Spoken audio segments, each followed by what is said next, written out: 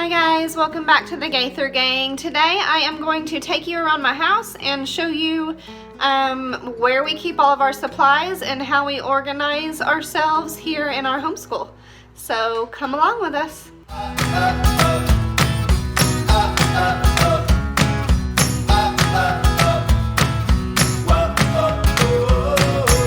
Okay, so this is our dining room where we do most of our schooling. Right here is the kitchen, and we usually do a lot of our work right here at the table. Over here is our language arts boards that I showed you guys in another video. I have a little basket here. It's a 3-tier basket. We keep all of our Kindles charging down on the bottom basket. And then in that one we have some manipulatives and things for my 3-year-olds to do at the table with us. And in the top is just some random stuff that we use a lot and keep up here, and that includes my big mama binder. So we go over here and we use this hutch as an organizing station.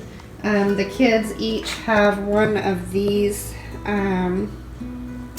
pull-out boxes. Right now you can see how messy they are, but they have pencils and a pencil pouch full of like colored pencils. They have workbooks and notebooks and things in those, and I have one for each kid. Now if we open these upper cabinets, we have supplies up there, and I just put this material so that you can't see through, so when company comes over that doesn't look as messy with that material there. But like I said, when you open these cabinets,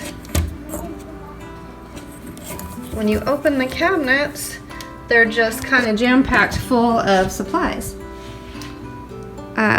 So you can see all of those supplies. Now, the other place we organize our homeschool things, if I take you through the kitchen, that door right there leads to our garage.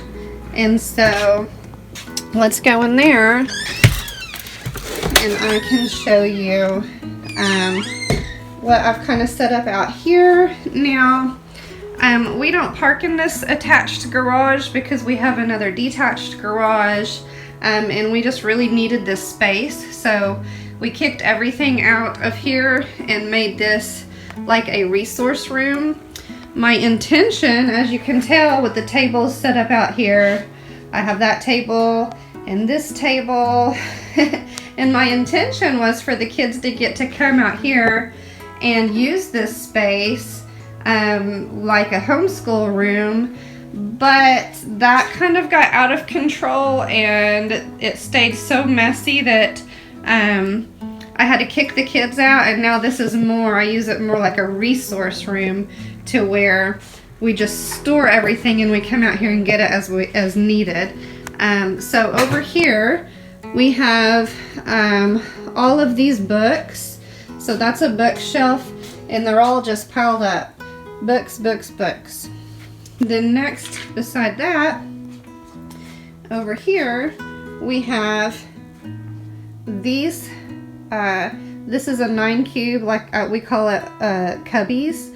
And inside each of these are like arts and crafts stuff that it looks real junky. If I open one of those up, it's just all kinds of junk in there, just super junked out because kids are in it all the time. But because they're in these canvas cubes, then when you just push that closed, you can't really tell that it's junky, so that's nice. Then up here we have this is more colored pencils and crayons and markers. Then I was going to show you this table we just have set up. These are buckets we have put art supplies in. That way when we're doing art in a different location, we just grab that bucket and go on. This table is also set up with this butcher paper. I had a roll of butcher paper, and all I did was put a PVC pipe on a string and then attached it to the table. And so we can pull this up, draw on it, cut it off, and then pull it up again. So that's kind of cool. Then the rest of our books we have sectioned off, and it starts right here. It might be hard to look at with that window shining through, but this top shelf is Bible books and resources. This is Space and Earth, and that down there are kind of girly books, since we only have one girl and she's not quite reading yet. That's where we're kind of collecting up some books for her, specifically girly. Now these cubes are other books that are grouped by category. Those baskets up top are, let's see, this one is just a basket full of strewing stuff that I can go through and say, oh, today I want to lay out stickers for the kids to do to get their creative juices going. So I have stuff like that in there, stickers, just creative things for them to do. This one is our arts basket. So when we do art, when we incorporate art into our day, we do that one. This one is our nature study basket, and that one is our creative writing basket. So then this row right here, all of these boxes, this is my oldest son, my second son, my daughter, and my twins. There's actually 2 buckets in there. You can't see the second one. And those are just for them to put all kinds of their various items and things in, different workbooks, different little projects that are working on, and so on. So everything else is like, this is a basket full of books to do with animals. So all of these books are categorized into animals. So if somebody's doing a report on deer, they can come out here and look through all the animal books, or if they're just interested in animals right now, all the animal books are together. And then I've done that with, this one is science and reference material, that one is geography and travel, and that one is history and war. Then up here we have ocean life, and here we have the human body, and that is another art basket. That's our art basket that's easy for me to just pull out and take, whether we go outside to do art or at the kitchen table to do art. We'll grab that basket and take it with us. So that brings us over here. This little table right now, I have laid out birds, our bird books, because we've really been liking to take these books in the dining room and look at our big windows and be able to identify some of the birds we see flying around. But I can switch this out and we can put various books here. And then this is just random stuff here, just organized. These, let me back up. So this is what this half of the room looks like. Okay, and so that's the other half of the garage. I'll go back here and start. This is just random toys, beads, whatever. It's just organized. Then all of this right here are games, because we like to do games. All of this right here is my resources. So this is like curriculum and folders and paper, extra pens, extra scissors. So that's just Mama's section right there, and then you can see up top we have extra toilet paper and paper towels, stuff like that. This desk was my oldest son's desk with the intention that he could come out here and have a quiet place to do Bible study and stuff like that. But like I said, they kind of got kicked out of here because they were wrecking the place. But I will still, every once in a while, if somebody needs a quiet place, let them come out here with the promise that they don't wreck it. Then my printer is here.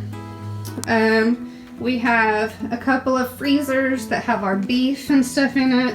And then in here is just under the stairway. I just thought this was fun for the little guys to have somewhere to sneak off into. And then we have, oh, you can't see in there.